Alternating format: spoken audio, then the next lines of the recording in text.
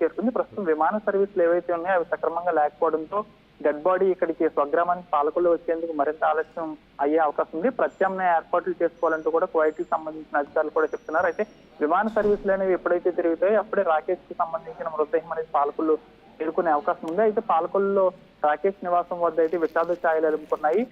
చేతికొచ్చిన కుమారుడు ఈ విధంగా అక్కడికి వెళ్లి పని చేసుకుంటున్న క్రమంలో ఆ విధంగా యుద్ధ వాతావరణానికి సంబంధించి ఆ ర్యాకెట్ల వర్షంలో ఆ బాంబుల శబ్దాలకు ఆ ర్యాకెట్ల శబ్దాలకు ఒక్కసారిగా భయభ్రాంతులకు గురై అదే మనసులో పెట్టుకుని ఇంటికి వెళ్ళిపోవాలనుకుని ఒక ధ్యాసతో ఉన్న రాకేష్ కు గుండెలో నొప్పి రావడం, ఆ నొప్పి వచ్చిన అనంతరం హాస్పిటల్లో రూమ్మేట్స్ చూపించడం, మరొకసారి రూమ్ కి రావడం. అయినప్పటికీ కూడా రాకేష్ ఉంటున్న రూమ్ పైనుంచి ఏదైతే రాకెట్స్ బాంబులు మిగతావన్నీ కూడా వారుండే ప్రాంతం నుంచి వెళ్ళడం.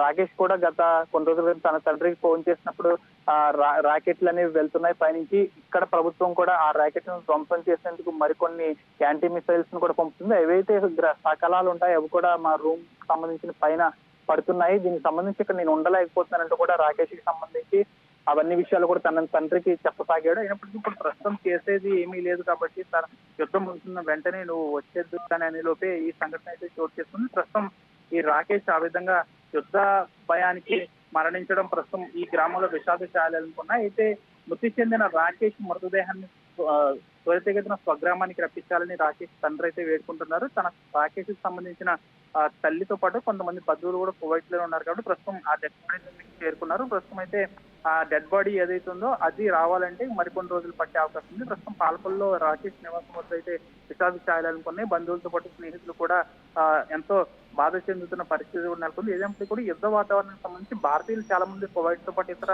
గల్ఫ్ కంట్రీలో ఉన్నారు. వారందరూ కూడా భయభ్రాంతులకు గురవుతున్నారు. ప్రభుత్వం కూడా వారిని ఆదుకునే ప్రయత్నం అయితే చేస్తుంది. ఈ లోపే రాకేష్ ఈ విధంగా బాంబుల వర్షానికి ఈ రాకెట్ల శబ్దానికి భయభ్రాంతులకు గురై గుండెపోటుతో మరణించడం అయితే చాలా దురదృష్టకరమైన సంఘటన అని చెప్పాలి రాకేష్.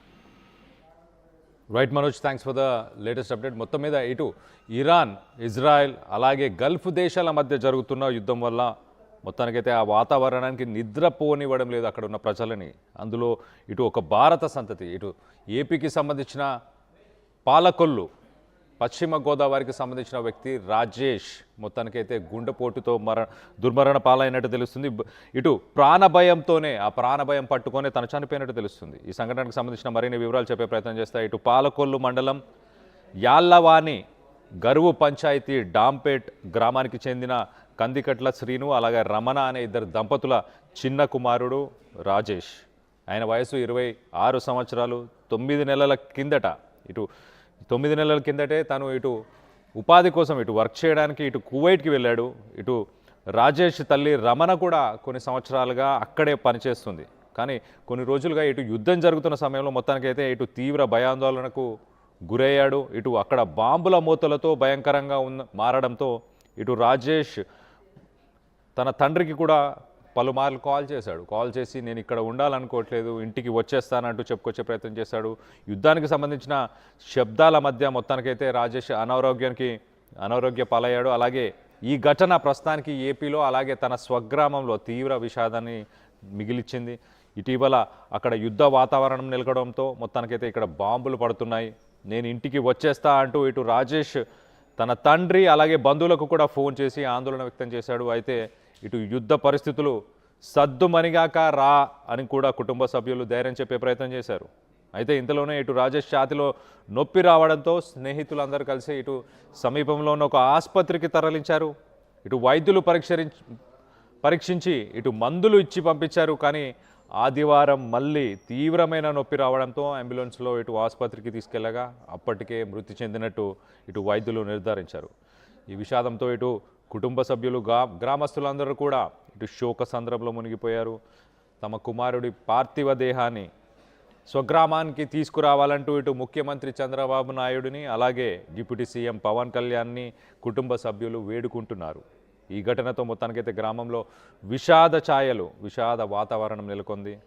ఇటు ఒక్కసారి మనం చూస్తే ఇటు మిడిల్ ఈస్టర్న్ కంట్రీస్ మరీ ఎస్పెషల్గా ఇటు గల్ఫ్ కంట్రీస్లో ఉన్న ప్రజలందరూ కూడా ఎవరైతే ఇటు ఇండియా నుంచి దాదాపు 1 కోటి మంది ఇటు గల్ఫ్ దేశాల్లో పనిచేయడానికి వెళ్తుంటారు.